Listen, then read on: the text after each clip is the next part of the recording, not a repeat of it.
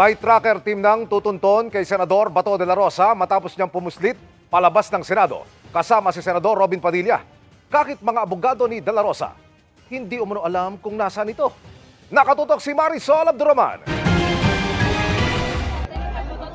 Matapos mawalang parang bula ni Senador Bato de la Rosa, ang tanong ngayon, nasaan na siya?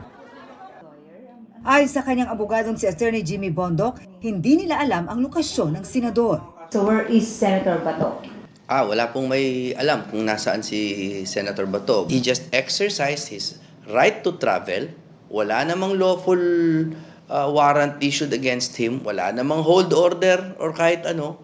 Ayon sa Bureau of Immigration, wala silang naitalang biyahe abroad ni Senador Bato. At ayon naman sa National Bureau of Investigation, meron na silang mga tracker team para hanapin ang senador. We are guided by an interagency coordination. Sa ngayon po, ang status dyan, meron pong kaso sa Korte Suprema at dyan po yung ating pong binabantayan at tinaantay upang magkaroon po na mas malinaw at maayos na proseso ng pagkilos po.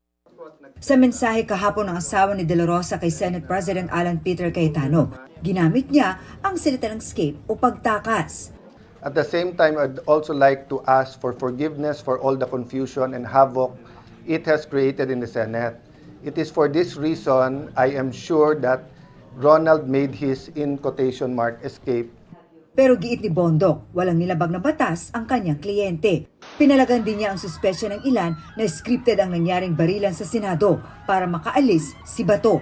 Bakit hindi niya sinabayan yung putukan?